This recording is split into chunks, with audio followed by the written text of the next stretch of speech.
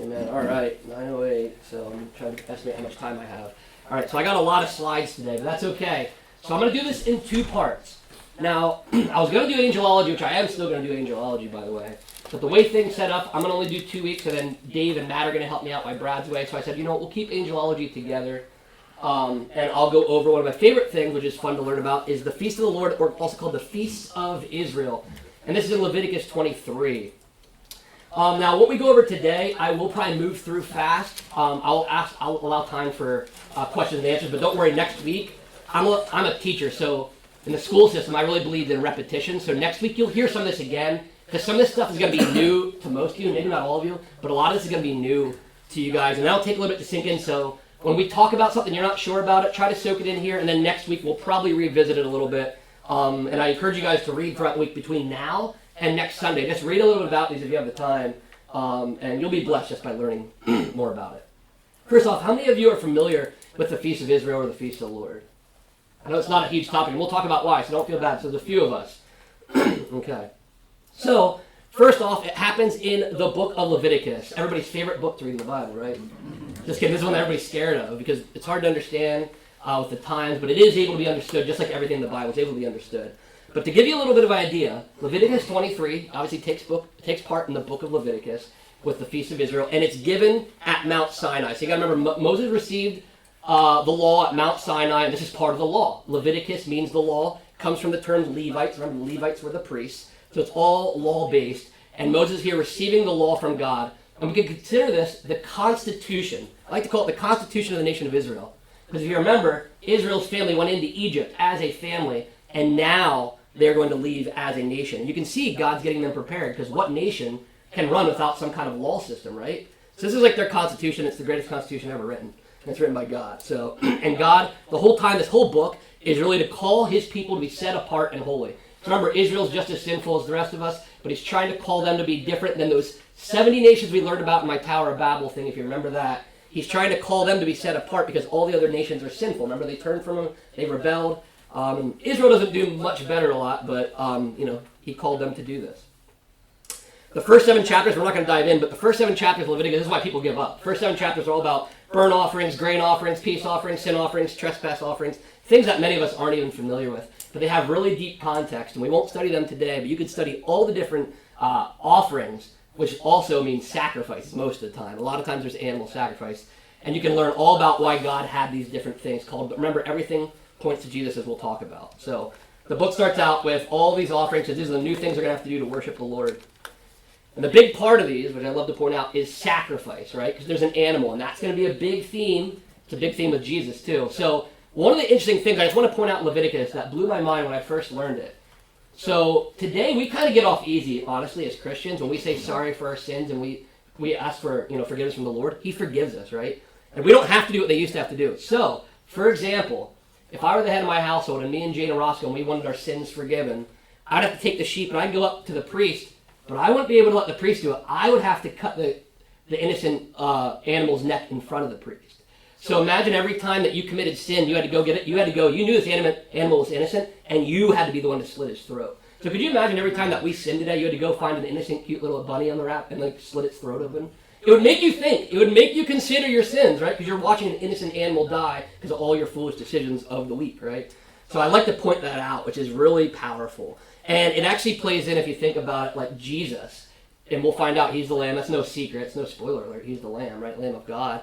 And what was he done? He was killed by the people. He was killed by the people, their sacrifice. Which is really interesting when you start to... the Bible is so deep, and you can find so many connections through it. But I wanted to point that out. Jesus is the ultimate sacrifice, and it's really important to understand Leviticus to see the full effect of this. So, the Feast of the Lord in Leviticus 23, we'll go through them. We'll see how far we even get. We'll go as fast or slow as we need to go here. But Genesis 1:14, you guys are probably familiar with this verse. You guys can also reference it in your Bible if you ever need to. I just put it up here for speed's sake. I have 40-something slides today. Chapter 1, verse 14 says, God said, let there be lights in the expanse of the heavens, separate the day from the night, and let them be for signs and for seasons and for days and for years. That term seasons in Hebrew is hamoyadim, okay? And hamoyadim also translates to the appointed times. And what's really interesting is as we get to the Feast of the Lord, right out the gate, it says, these are the Lord's appointed times, right? So you can link these up to the seasons, and then you can start to see how Genesis 1:14 was probably referencing and referring to what we would get with the feasts, right? These are the appointed times in the season, so when you look up, you'll be able to know, and you'll realize that the whole calendar is run, the feasts are run off the calendar, and it's God's calendar. But so Genesis 1:14, it's probably a reference here. That's the same word hamoyadim as it is for the appointed times of the Lord. These feasts of Israel, you could consider God's anniversaries or birthdays, kind of, all right? So you know how, like, on your calendar, you know, say you were born, what's the date today, May 19th? So if somebody in your family is born May 19th, you have it on your calendar, you have it marked off, and you don't celebrate. I mean, some of you, if you're busy today, you might celebrate it yesterday because it was the weekend, or you'll celebrate sometime next week. But you put these things on your calendar. Or if you got married, Jade and I are married in June, so that's on our calendar, that's our anniversary, and we remember that day. Why? Because we think back on an event that happened on that exact day, right? So all these events, they're going to blow your mind. Everything on the feast and all that we'll see happens on the exact day, because think of them as God's anniversaries, right? They happen just like your birthday and your anniversaries are celebrated on the day, so are the Lord's. Now, an interesting thing I want to look at. So the bottom ones in the blue and the yellow there are the 7 feasts that we'll get to. But what's really interesting in the appointed times, God also includes the Sabbath. And we'll talk about that just a little bit. That the Lord considered the Sabbath a weekly holy day. And isn't it interesting if you say, you know, like, let's celebrate the holidays. We say holidays, don't realize the term comes from holy day. It's a holy day. That's where the word holiday comes from, holy day. And the Sabbath is the weekly holiday or holy day, right? So one day a week, and we'll learn about that. That was actually God's anniversary. It's the 7th day of every week. And we'll see because of creation. Then we have these 7 feasts that we're going to really talk about and break down that blow my mind every time I look at them. So it's the Passover, unleavened bread, Feast of Fruits are kind of grouped with the Feast of Weeks. Those are considered the spring feast, those ones in the blue. And we'll really tackle those today if we have the time. Those are the ones we focus on. And then next week, we'll hopefully get to the fall feasts, Feast of Trumpets, Day of Atonement, and the Feast of Booths, also known as the Feast of Tabernacles, okay? And the Passover you guys are going to be really familiar with. Almost all of you will know that one.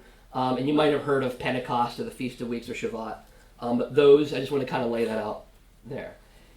This is the most amazing part about this. So these feasts, we'll see they're pretty historic, and the Bible will make that very clear as you read of why they're doing this. They're going to remind them of what happened coming out of Egypt, because it's one of the most significant stories in the Bible, and it's referenced throughout the rest of the Bible, is how they came out of Egypt as slaves, right? And we learn all about that story with the 10th plague, and these play into that. So these are historic events, but the most amazing thing is they're also prophetic, speaking of future times. So when God gave these to Moses, in Leviticus 23, Leviticus on Mount Sinai, none of these were fulfilled yet. So this would have been a menorah, by the way, which is really interesting. You ever notice how it looks? Probably designed like that because the 7 feasts, God's number 7.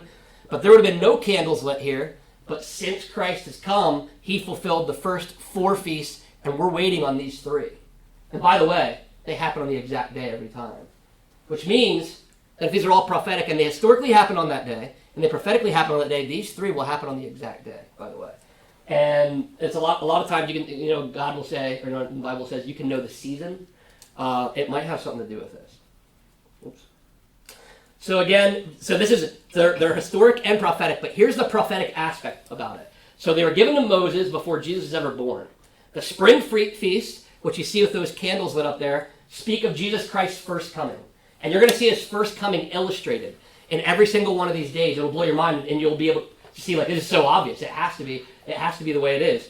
And then the second coming of Christ we'll look at. These are ones that have not happened yet, but the Bible speaks of in multiple ways, and you'll be able to see how they will happen on the exact day, and it will start to make more sense to you. But the spring feast are his first coming, fall feast are second coming, and that's why I have that little illustration there, just to get that point across. All right. So we can slow down a little bit here, and if we have to, take our time on this is really different. We first have to learn about the Jewish civil calendar, because we run off the Gregorian Gentile calendar, okay? The Jews run off a lunar calendar while we run off a solar calendar, and there's this technique called a lunisolar calendar, meaning they run it off the moon, but they try to keep up with the solar year. That's how our years work. So they'll add an extra month. This is a dar. Every so many months, they have a weird 19-year system to balance it out, but they'll have a dar too. So could you imagine, like, every once in a while you just have December 2? So there'd be 13 months in a year. That's what they did to balance it out. And there's a whole pattern of that, by the way, in the Bible I could go into, about 12s and 13s. there was actually, like, you could consider there's 13 tribes, but depending if Levi was taken out, or if Levi was taken out, then Joseph's sons would be in. If those sons were out, then Levi would be in. The 12 and the 13, you'll see that pattern in the Bible a lot too. But that's how they balance that. But you can see from this calendar that their months are different than ours. And you've probably noticed, like Rosh Hashanah, which we'll talk about next week, it's in Tishri, but you can see it always happens in September. And you can see they don't really exactly line up. So Tishri is in September and October. Or, Shavuot is on the end of January, beginning of February. So they don't exactly line up, and that's why the holidays are all over the place, because they're based on the moon, which does not follow our 31 days, because guess what? A moon cycle takes 30 days, right? That's why I have down here. It's actually a perfect system if you think about it. 12 months at 30 days equals a 360-day calendar. So that's the calendar they use, a 360-day calendar. And like I said, we do leap days every 4 years. They do leap months every so many years. So, like I said, they operate a little bit differently. Another thing to really notice is that the days go from the evening to the morning, and you can see that in Genesis 1:5. So the Gentiles, it's really amazing. Again, God tells stories all throughout these things. So our days, we consider this the beginning of the day, right? And that it's going to go to the end of the day. So we start our days with nice and light, and we descend into darkness, if you thought about that. We descend into darkness as our days go on. The Jews start theirs in the evening, usually around 6:30 when the sun goes down. That's the beginning. And the end of the day is the light of the morning, because God takes chaos and brings it into order and into light. So God's days is complete reversed. We're actually at the end of the Jewish day right now. We're at the beginning of ours. We'll be at the end of theirs. So our calendars even our dates are always slightly off, okay? So it takes a lot to... Once you get this, it'll help you understand the feast a little bit better, because sometimes it'll be confusing because there's so many different calendars. And we run off the Gregorian. There used to be the Julian. There's a handful of calendars, but the Jews run off of this one. Now, this is the civil calendar, and you'll see why we have to point that out. But the civil calendar begins with Tishri, like I said down here, and Rosh Hashanah. Have any of you guys ever heard of Rosh Hashanah? Right, all right. That's the one where they'll eat apples and honey. It's good luck for their new year, because their new year does not start in January, right? Theirs does not start in Tevet or Shavat. Theirs starts in Tishri, which is why it always happens at the end of September is when you celebrate that. That's when theirs starts, okay? And then their year ends in a lull. So you can see their months are quite different there. All right, and that's important to understand. So just to confirm this, if any of you wanted to turn to Revelation 11 or Revelation 12, you'll be able to see this. You might not have understood this before. Can anybody read me, somebody read 11:3, and then somebody else read 12:6 for me? I just want to illustrate how important this is. It'll really help you with prophecy, otherwise you get thrown off with your calculation. Who wants to read 11:3? All right, Tiffany, go ahead. And I will grant authority to my two witnesses, and they will prophesy for 1,260 days, clothed in sackcloth. Awesome. So the witnesses will prophesy for 1,260 days. Who has verse 6 in chapter 12? I got it. Yeah, Ken, go ahead. The woman fled into the wilderness to a place prepared for her by God, where she might be taken care of for 1,260 days. Awesome. Thank you. 1,260 days. And I think the Bible does this on purpose, rather than saying, for the first 3.5 years and the second 3.5 years. It does say that, by the way. If you'll notice, the Bible will paint it in months. It'll start talking about 48 months, which is 3.5 years. It'll talk about 3.5 years, and then it will say 1,260 days. And you might have just always swallowed it in and say, okay, that's 3.5 years. But if you calculate it, that's 3.5 years with 360-day calendar, right? Because why? Because they're running off the Jewish calendar. So when you see these prophecies, if you were here in the tribulation, which I don't think we would be, and you got a hold of the Bible and it said in 3.5 years the Antichrist will sit on the thing, if you don't have this calendar, you'll be probably 5 days off. So that's why it's important when you calculate that. We can prove that with those 1,260 days, they ran on the 360-day calendar. It's right there in the Bible. So the calendar, again, runs a little bit different, which is why things are a little bit off you'll see from our holidays. God also has a number pattern of 7 I want to talk about before we dive in to the feast here. So you'll see even in his time, he has 7. So we know about the week. There's 7 days. 6 days of work, 1 day of rest. The world was created in 6 days, but it counts as 7 because the rest was included. God was including that. Why? The Sabbath, right? The Sabbath, it's a pattern of this. We have the 7 feasts. The feasts, there's 7 of them, right? But then you're going to see, and I'm going to go to the next slide, we have weeks of days, weeks, months, and years, all in 7s. And I'll show you what I'm talking about. So, for example, we have 7 days is our 7-day week. 7 weeks is our Feast of Weeks Pentecost, which we'll get about, Pentecost runs off of a 7-week pattern. It takes 7 weeks, 7 times 7 is 49, and then on the 50th day, that's where Pentecost comes from, the Greek word meaning 50, okay? So 7 weeks is a pattern. 7 months, that's going to be the religious calendar we're going to find out, where we'll go from Nisan to Tishri. There are 7 months in the religious calendar. There's a thing called the Sabbath year. That's 7 years. And I'll go in my next slide, I'll show you about that. So there was a 7-year pattern. It's really interesting, you can keep walking this out. Then there's 7 weeks of years. That's a Jubilee. A Jubilee is, and it's in Leviticus 25, it's 7 years times 7, which is 49 years, and that 50th year is a Jubilee. So it's following that pattern of the Pentecost, weeks and years. And then you even have, if you want to look at what's bigger than a year, a decade, right? You go to decades, if you read Psalm 90, verse 10, it says a generation is, now there's a couple different definitions of it, but a generation is 7 decades, and then 8, if you get to 80, that's the bonus years, the Bible says. So you can see these patterns of 7 in time, not only in days, but days, weeks, months, years, and decades. So he does this stuff calculated, and all of his decrees that he gives out here are all according to this pattern, because the Sabbath year and the Jubilee will be included in chapter 25 of Leviticus after we get through the feast. They're required as well. So here it is, just to have it for you, the Sabbath year. This had to do with land and slavery. Did you guys know that, they talk about slavery in the Bible, but it was different than what we talk about today. It was a financial, they didn't have credit card systems back then. So it was a more extreme credit card system, you can say, okay?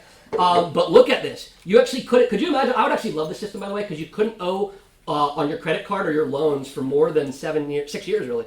So first off, the land. For 6 years you shall sow your field, 6 years you shall prune your vineyard, and the 7th year shall be a Sabbath. So the land is supposed to Sabbath. So if any of you are farmers, I know Lynn's not here, but Lynn's a farmer, any farmer would probably tell you this is completely accurate. God is showing you how to farm. You use the land for 6 years, and then you let it fallow for 1 year, because that's the pattern of the week.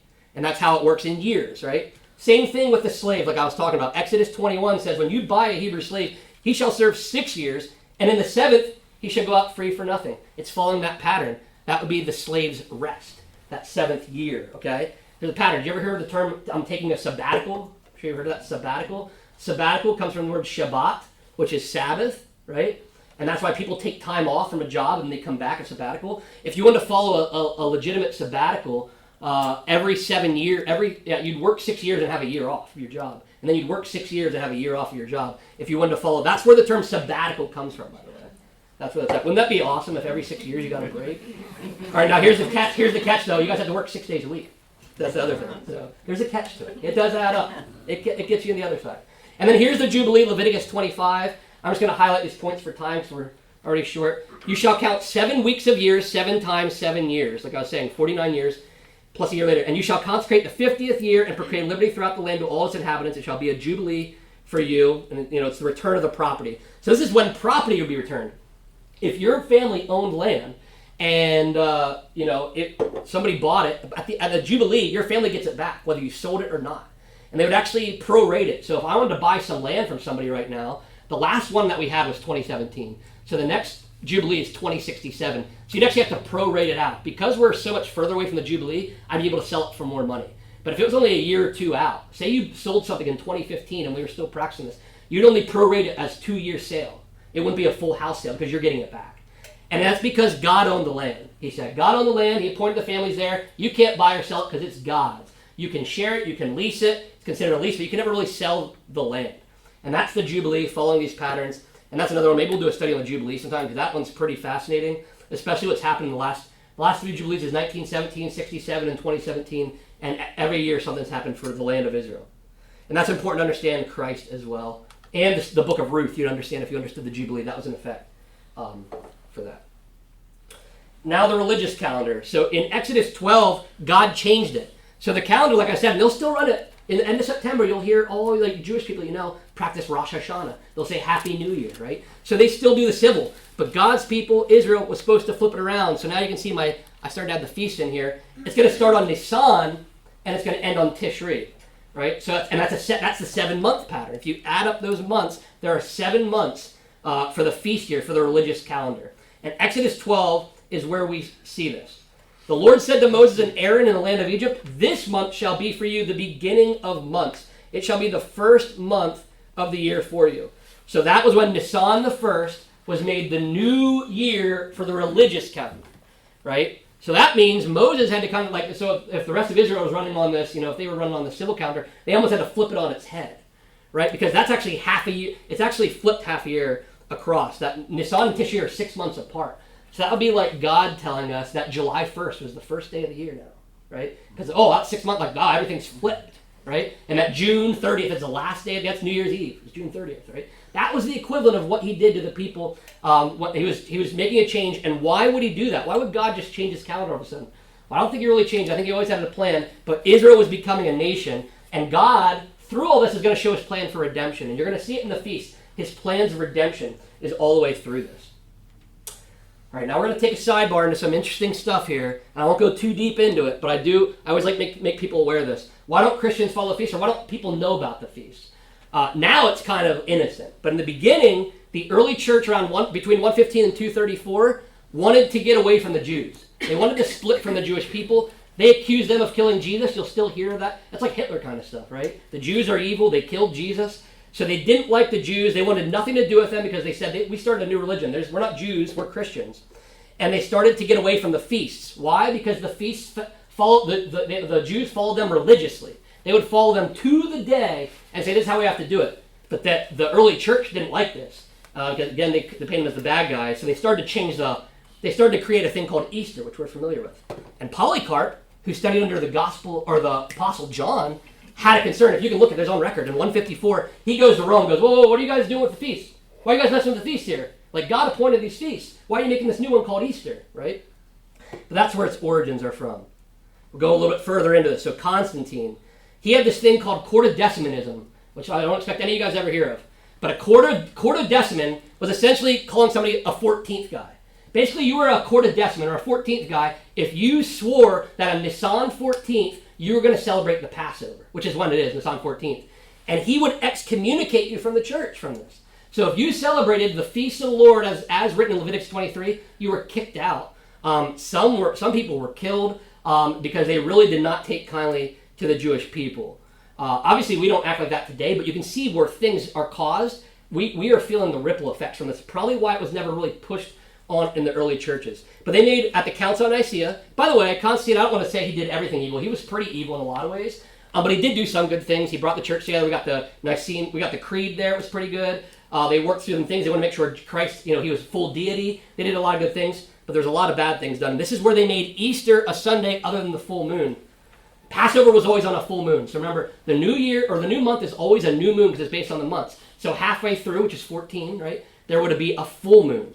So to make it different, they said Easter is going to fall on a different day than that, so we don't want to be like those Jews. And I think this was his grave error. He considered the Jews criminals and adversaries to Christians. He considered them, Eusebius wrote, parasites and murderers. And unfortunately, he misses the whole point of the feast dates. He threw them all out. He didn't want anything to do with the feast. And what's so sad is it's prophetic. It tells you the whole story of what God was going to do. Christianity's roots are Jewish. And Jesus was a Jew. So by definition, he would have excommunicated Jesus because Jesus followed the feasts according to the day as well. And I think it's really important to get back in touch with this because of our Jewish biblical customs, and you will be able to understand God's plan a lot better. Like, one day we'll go over the Jewish wedding. Same concept. When you understand the Jewish wedding, the more you embrace the Jewish culture, the more you'll learn that God is actually telling a story through these processes. Jesus came to fulfill the law. Matthew 5:17. Do not think that I have come to abolish the law. I wish Constantine would have read that. I have not come to abolish, but to fulfill them. And he does fulfill them to the exact day.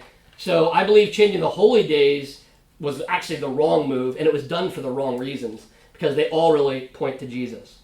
So, there's going to be a spoiler, and this is not sinful, by the way, but this is why some of my friends will not celebrate Easter, by the way, because it's not Passover. So this year's Good Friday was not on Passover. If you look at your calendars, Passover happened weeks later. So we were celebrating Jesus' crucifixion weeks before it happened. The Jews that celebrated Passover had no idea. They were celebrating the day of Jesus, but they were celebrating it as the Passover. They got the right day. Easter was not on Resurrection Sunday. And what's really interesting, today on your calendars, it'll say it's Pentecost, but it's not. It's really tricky. It's Christian Pentecost. If you're going off Constantine's calendar, which has no meaning to me in a way, because it's not really 50 days after anything, because they kind of made it up.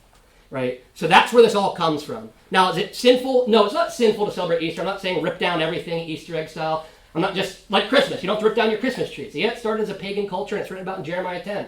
But if you're not worshiping the other gods, you're not worshiping Ishtar, which is Easter, by the way. That is a goddess that they have. You're fine, right? But I want to point this out, how important it is, and how the Jews are actually correct by really sticking to these dates. It's actually more beneficial.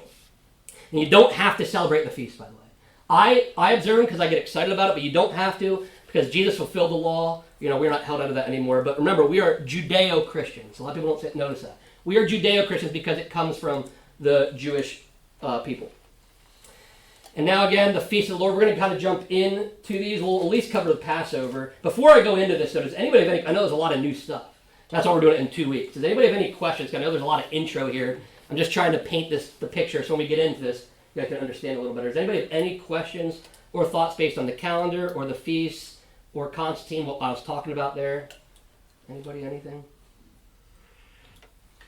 I know when I studied Ruth, Yeah. it helped me understand the calendar a little bit Oh, more yeah. because of, The harvest. like, it almost seems like it goes through Yeah. so many of this. So I just encourage people to study that because after you talk, read Ruth then. Amen. Because that's kind of helped me a little bit. It's awesome. There's a harvest. You'll see all these feasts are around barley harvest, wheat harvest. He's right. When you read, what's so cool is you get these feasts, and then you'll see all these things lived out throughout the Bible. You'll see it all, and you can pick up these pieces, like you said, in Ruth, and really pick this stuff up. Beer, did you have a question or thought? Yeah, just a question of clarification. When you said today's Pentecost, is that the Christian liturgical calendar?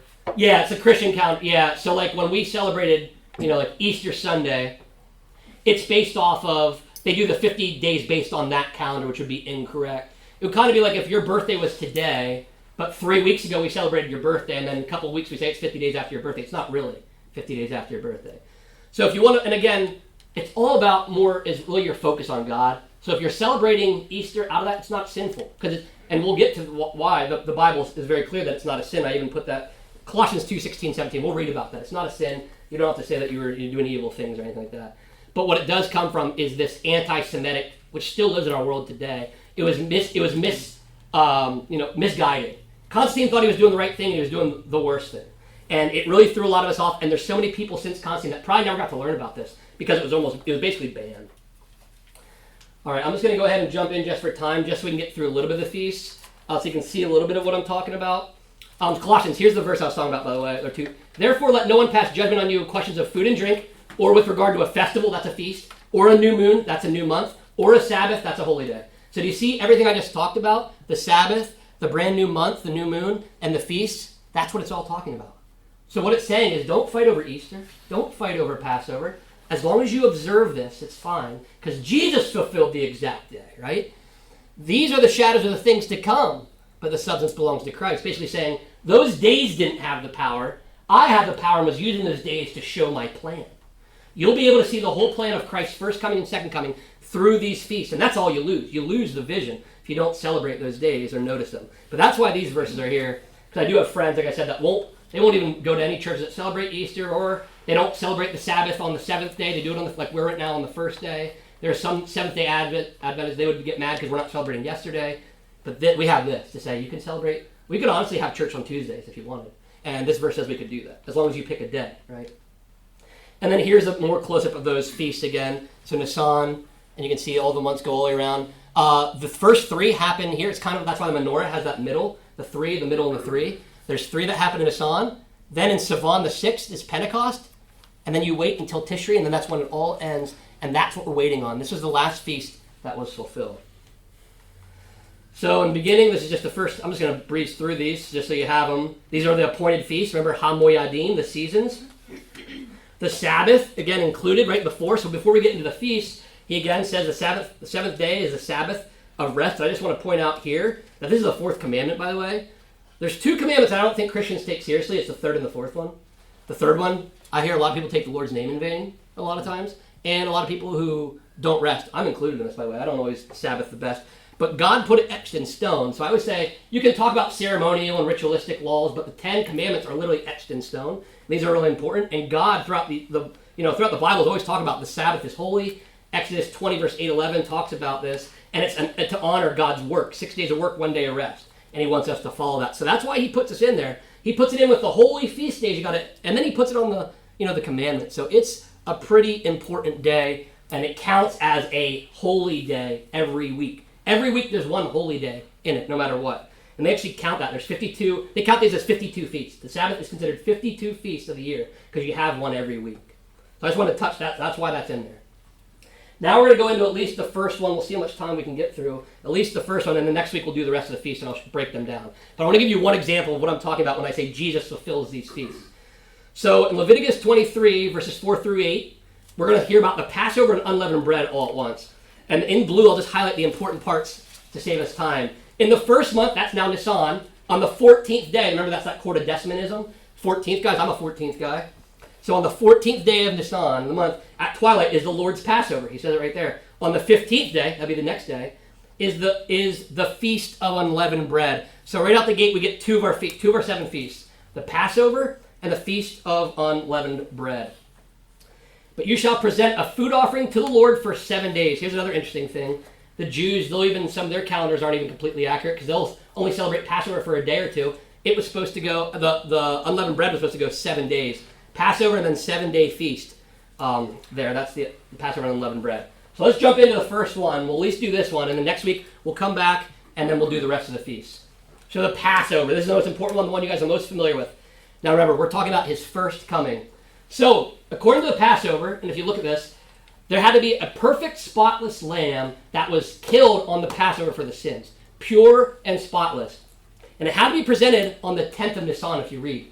4 days before. And they'd bring the lamb in, the family would get it, and you'd have to watch it for 4 days. Why? To make sure it had no blemishes. So they'd actually watch it for 4 days to make sure it had no blemishes, and then they'd kill it. Did you know that Jesus shows up on the 10th of Nisan in Jerusalem on a donkey? So the lamb is literally, so this is what's so crazy about this. Jesus presented himself as the lamb on the 10th of Nisan. If you go back and look at the calendar of when he came, it was on the 10th of Nisan. Zechariah 9:9 was that prophecy that he'd come riding on a donkey, and then he did it on the 10th of Nisan. So that was the first, that should have been the first thought, like, wow, I got to present, like, all those people shouting Hosanna had to go back to their house to go get their lamb, because they had to have it for 4 days. So that same day, they had to go grab their unblemished lamb. And, they probably weren't thinking that, because they didn't think he was going to be killed. They didn't understand that. But Jesus was showing up on that same day that all the other lambs were being inspected. And then they were supposed to be killed on the 14th, because remember, that was Passover. And one of the rules, if you read, that they had to be pure and it had to have no broken bones. No broken bones allowed, because that was considered a blemish if something was wrong with the lamb. So no broken bones at all. And the whole point of this was to point back as a historical event. It's salvation through the blood of the lamb. Remember the 10th plague of Egypt? He said, hey, paint your post and lintels, your doorposts, with blood, the blood of the lamb. If you had that blood, you were passed over. That's what the term Passover comes from. You were passed over by the death angel, which was Christ, by the way, if you study it. It's pretty interesting. Passed over by the death angel. If you didn't have the blood, your firstborn was killed, which means if you were a Jew and you didn't put the blood up, your firstborn died. If you were an Egyptian living with a Jew and you put the blood up, you were safe, right? It's going to show that the blood does not discriminate. God does not discriminate based on your ethnicity or who you are or what your country is. He discriminates based on if you have the blood of the lamb or not. That's what happened right there. And that was what the big story was trying to point to with the Passover. What's really interesting, this is, maybe coincidence, maybe not. So on the Egyptian calendar, remember the calendars are all different. In Egypt, that was considered the 13th of the month. Some people think that this is where the Friday the 13th origin comes from.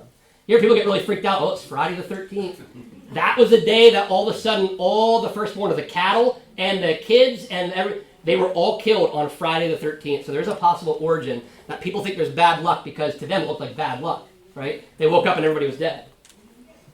So here's the interesting thing. Jesus himself was killed on the 14th of Nisan. Do you remember when he was going to trial? They didn't want to do anything because it's Passover and the holidays here and they wanted to rush. And Jesus forced their hand. That's why he was doing all that stuff. He was making them. That's why he says, Judas, go, quick, go do it. Go do it now. Because he was forcing the Jewish leaders' hands because they were going to have to do this on Passover and they didn't want to. But Jesus had to force them to because they had to fulfill the feast. So that's why he had to be killed on the Passover. They didn't want to do it. And Jesus, if you read the text, you can see he makes them do it. He makes them do it on the Passover. They didn't want to do it, and that's written in the scriptures. And by the way, do you remember that piece of scripture where he's like, hey, go shore, make sure they're all dead? Back then, the Romans, when the people were hanging, to make sure they're dead, you'd break their bones. But do you know the soldier actually broke his command? He walked up and was like, I think he's already dead. Let me just check. He stabbed him instead, and that's when all the water comes out. He didn't break his bones. Again, he was ordered to break his bones, and he did not. So again, you can see how Jesus, the whole setting, he wasn't supposed to be killed on Passover, and they wanted to break his bones, and none of that happened. Because God's in control. But you see that happen right here. Let's see what time it is. I'll open up, we'll go into other feasts. I just want to show you at least one of the feasts. Next week we'll go into, and I'm going to open up for questions and answers. Well, next week we'll go into more of the all the other feasts, and show how these ones, the spring, are done, and the fall is coming. Does anybody have any questions or comments based on any of that, the Passover or what we covered? Yeah, Greg. Not to paint a gruesome picture, but you know, if you've ever been to a butcher shop, it's pretty dirty. Oh yeah. What did they do? What did they do besides? Did they have like? What did they do with all the offering? Yeah, so this is a fantastic question, because I remember when I was in Africa, we were ministering to the people in Eastleigh, which is a Nairobi slum, and next to us you hear, and they'd be cutting. They'd have blood. You see blood. You're not in America. They would have not passed code. But there's blood everywhere. You could smell it on the streets, kind of like Greg was saying. It smelled awful. So if you notice, when they're doing a lot of this Passover, which they were in the wilderness, right? They were in the wilderness and they were moving around. A lot of people think because of all the sacrifices and the blood. Again, remember, God's in control. He's also the master scientist. What Greg's saying is right. If we were in a butcher place, we just kept killing. There's blood here. So much bloodborne disease would take over. We'd all be getting sick and all kinds of stuff. But what does God have them do? He would lift up and move, and they would have to go. So what God, I think, made them do is they were in a tent, a tabernacle, so they'd have to tear that thing down like camping, pack it up, and move. Why? Probably because of what you're saying, Greg. Probably because, well, there's blood everywhere. You guys can't stay here anymore. We're going to hike 5 miles that way. Follow me. And he gets up and goes. They set the tent up. They do a couple more killings. They're killing all these things. And then God, all right, pick up, pack up. We got to go. I think that's why that happened. Because you're right. Like, what would they do? There's a lot of blood. And you consider the families that are doing this. And sometimes there's like 7 animals that need killed. It's not even just one. So the amount of blood would be insane. Yeah, Bill. What do they do with the meat? Well, they do with meat. Oh, that's good. So some of the meat, depending on so they either burn it. Either they burn it if they were told to do that, or they would give it to the priest. Depending on when you go back to all those different offerings in Leviticus. So some of the food that the priests ate would actually come from the offering, and you can actually see a little bit of this if you go to 1 Samuel. Eli, before Samuel was Eli, and he had 2 sons that were evil priests, and they would eat more than they were supposed to. They'd take some more of the meat for themselves than they were supposed to have. They were sinful and they were greedy because they were manipulating this. But that's a great question. So the meat was either burnt or eaten by the priests. And it does seem like, well, man, that's a waste, burning it. But you did the same thing with the first fruits. Look at the first fruits. You'd wave it and you'd burn stuff. The drink offering, you pour it out. You ever hear people like, I'm going to pour out something for my buddy or whatever. Like, that's a real, drink offering. You just pour out libations. Or this food, you just set it on fire. And it seems wasteful, but in God's eyes it wasn't, because he commanded it. It was God consuming it and taking it up. But that's actually where the priests got their food, because remember, the priests didn't have any other job other than doing this, and they lived off of tithes. That's what tithes, that's where the money was, to take care of everything. The Levites didn't even own their own land, by the way. They had no land. They just had to live in these Levitical towns. But yeah, so the priests, the food they ate were based on sacrifices, which is interesting because this is common. Because you remember when Paul gets into this debate with people, and you can read it in Romans 14, when you read about when they're debating over, was that meat offered to idols and stuff like that? Because other cultures also did this, and some would offer their meat to their other gods. Now the Jews are like, nope, can't eat that, can't touch that one, because those are for other gods, and our meat is for Yahweh. So it's really interesting and fascinating to think about this stuff.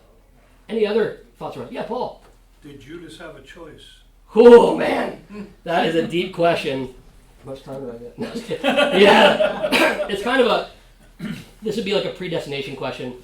So for me, this is how I explain it. So free will and fate to me, and Calvinists get really mad when I say this, but free will and fate coexist to me. So for example, and God's the player. So we do have our own will. Some people will get mad because I say free will. Because you don't have a free will, because God can trump yours. That is true. But we do have a will, because I don't think God makes me sin. I really don't think he does, right? So it means I have somewhat of a choice. And God gives us these parameters for choices that we have. But remember, God is also a part of the game too, right? He can also play and be a part of it. But then he also has this sovereign plan that you can't mess with. So going back to Judas, in his sovereign plan, Judas had no chance. God was going to pick him to do this. However, did God lay it out to let Judas pick? I think so too. I think God can see, if there were an infinite amount of possibilities, God saw the perfect one and created it and allowed that one to live. Which means I think we all play right into God's plan God could have let us choose another thing. He lets us choose, but we can never get out of his control. We can't ever throw his plan off. So I think Judas got to pick, but I also think God's hand was also in it. So sometimes we have free will to sin on our own, and then sometimes I think God, like you see with Pharaoh. Now Pharaoh does sin at first, but then God hardens his heart and makes it impossible. Jacob and Esau, you can argue about that. Well, how come Esau was hated right out the gate? It's this whole thing that God has a plan, and he trumps us. So his will is the free will, and then our will comes underneath. So we do have our own choices. I don't think, like I said, that my evidence is God doesn't make us sin. I don't think he's the author of sin at all. But he could intervene at any moment. So I think Judas somewhat had a choice, but Calvinists would say he didn't, because God's whole plan was to use this guy Judas to fulfill it. And I always feel bad for Judas. I mean, who knows? But it says like it's better if he had never been born. Man, I would hate for God to say that about me. Better than never been born. But yeah, that one gets really, really tricky between free will and fate. People have been debating it for thousands and thousands of years. But I do think that we have our own choices, and then God allows us. You even see that in the divine council, and you see that with like our prayer. Like, you could ask the same question: do I really have a choice of what to pray for, or is God praying for me? And I met some Calvinists that said, God's praying every word for you. And I was like, oh, I don't think so. But I don't know, maybe, but I don't think so. I think that we really do have because remember, we don't receive because we don't ask, right? But is God making us not ask so we don't receive? That doesn't sound right either, right? So we do have some wiggle room in here. God has an overarching plan, but he allows wiggle room for creativity and our own will and volition. He already knows what we're going to pick, and that's how it plays out like that. So that's a really great question, but that's my answer. Kind of both. He did and he didn't all at once. It's kind of like Schrodinger's cat. We're getting to quantum physics stuff. It can be everything all at once in a way. So, great question, Paul. Any other thoughts? Yeah, Dave. You won't have time to answer it. Yeah, we'll give it a shot. Having studied the feast, do you think the feast will be celebrated in the millennium and eternity? That's a really good Because question. we're told we have a new world, and personally I think the firmament will be back in place and this world will be like creation. Right, well, exactly. So It's a great point, because it says, I know, it's a really deep question, and things really do change. I do believe the firmament comes back and everything returns pre-flood, because we're actually in the third state of the earth, by the way. Because Adam and Eve were in the perfect one.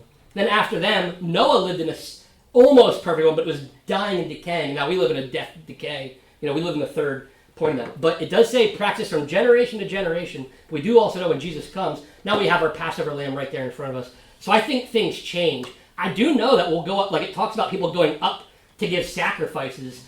And we could do a whole deep study. That's another one. Maybe we'll do part 3 of part 2, or is that part 2, where we study that, because there will still people, and if they don't come up, God has a plan of what he's going to do to the millennial kingdom if they don't come and give so there's some kind of sacrifices, but we're not so sure if they actually celebrate these or not. And by the time the millennium comes, we'll have fulfilled all 7 of the feasts. So it's almost like if it's like at the end of a movie, like, all right, we fulfilled it all, that's a wrap.